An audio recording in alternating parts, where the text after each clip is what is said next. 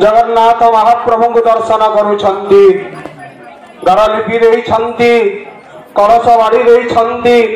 सतेवा मने होउची सबरी परी आपण बहु दिन धरी अपेक्षा करिथिले केतेबेले मो पुरो कुम कुल गोसाई आसीबे जगतर ठाकुर आसीबे दुआरे तांकुडे बंदेई देवी घर द्वार लेपी जननी जोटी देलास जारी आसीबे मो पुरे गोविंद कृपा देवे ओ झाड़ी प्रभु डाक शुणिले आसिले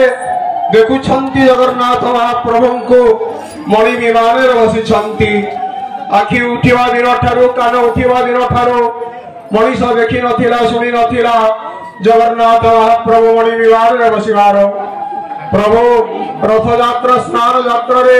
रत्न सिंहासन छाड़ी थांती किंतु आज एक अभिनव यात्रा देखुछंती 484 वर्ष पर्यंत श्रम मान धरी मणि विमान बसी प्रभु प्रवज्ञा करुछंती ए प्रवज्ञा कौन खाली पागरे बुली बुली जगन्नाथ कथा कहवाकू जो माने व्रत धरी थांती सेही यात्रा को प्रवज्ञा कहा जाए कौन आवश्यकता पड़िला प्रभु अभिनव यात्रा करिवार प्रिय आत्मन थरे विचार करी देखंतु आमे माने आज कोन सुस्थतारे जीवन अतिवाहित करूछे कि उत्तर नास्तिवाचक हबो आम परिवार को लक्ष्य करे जो परिवार दिन वैकुंठ समान थिला जो स्नेह प्रीति ऐक्य थिला आज खिनिमिनि हो जाइछि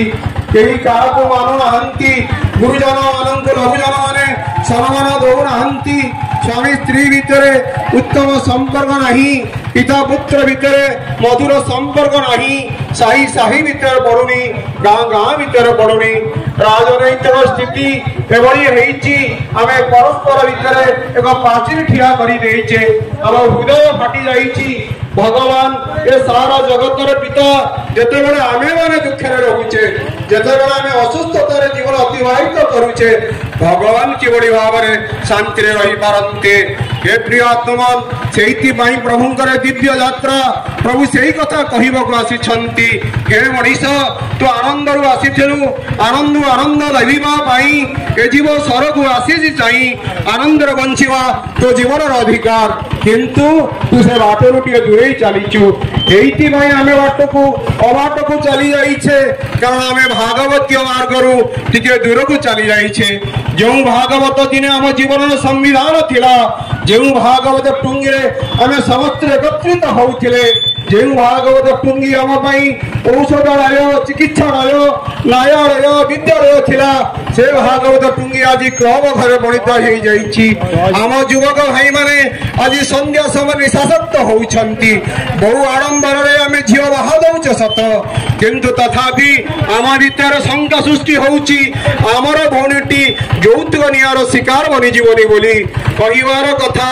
आमे माने सेही दुखरे जीवन अतिवाहित करूचे कारण भागवतीय मार्ग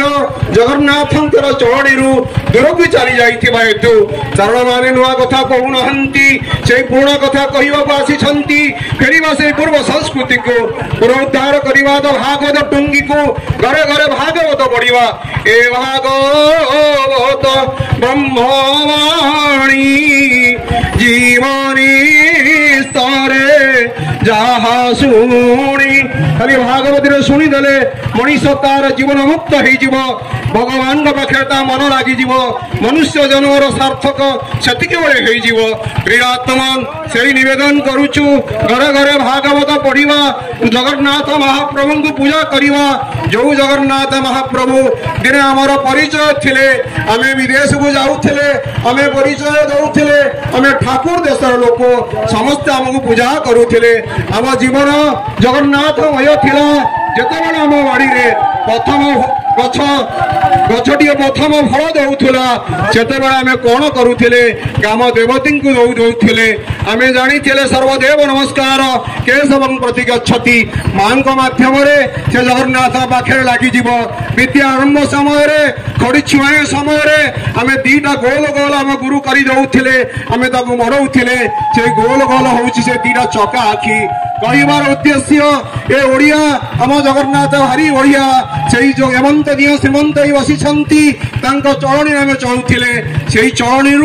आम दूर को चली जाइए फेरवा से जगन्नाथ संस्कृति को आपणे नवा से आर्य पथर जो परंपरा को एवं भागवत पाठ करी निजे सुस्थ जगत को सुस्थ करवा। जय जगन्नाथ।